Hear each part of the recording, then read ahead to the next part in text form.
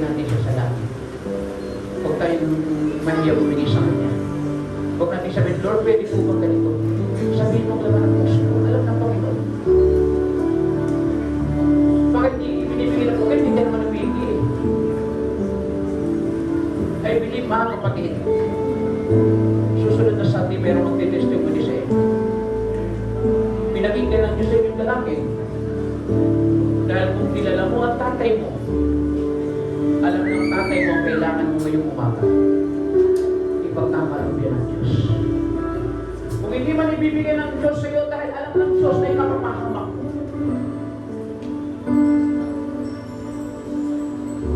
Mahal ka ng Diyos, kapatid. Hindi tayo pababayaan ng Panginoon kahit anumang sitwasyon. Hindi tayo ilalagay ng Panginoon sa sitwasyon na ito na tumaas man ang gasolina, hallelujah, hindi man bumaba ang kapatid. Huwag kang mag-alala, kasama mo ang Panginoon. Kung minsan inilalagay tayo ng Panginoon sa ganong sitwasyon, sa napakahirap na sitwasyon, para makita nila kung sino ang Diyos na pinaglilingkuran nyo. Hindi maluluwalhati ang Panginoon, hallelujah, kung hindi ka ilalagay ng Panginoon sa sitwasyon na yun.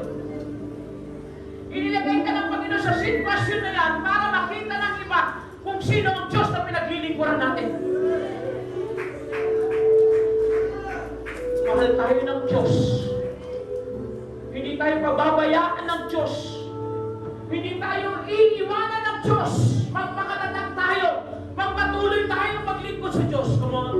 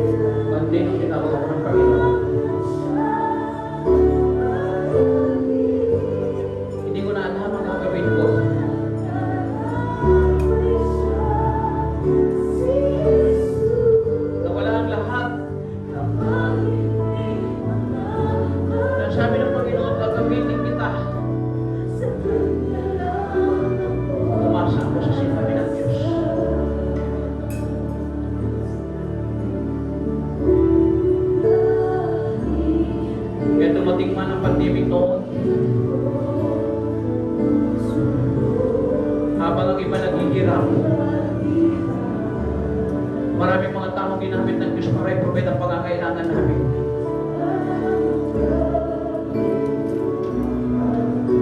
Mga hindi ko nakilala, aabutan ka na lang ng pera. Sa panahon naman ng ganito, sinubok na naman kami ng Panginoon. Sinubok tayo ng Panginoon. Pero dahil ang pananampalataya natin katulad ng bata, umiyak ako sa Panginoon. Hallelujah! Ibinigay ng Diyos ang ating dinadalangin. Sa mga pagkakataon na hindi man ibigay ng Diyos ang ating mga dalangin, baka ang puso natin, pero pagkaling gusto kita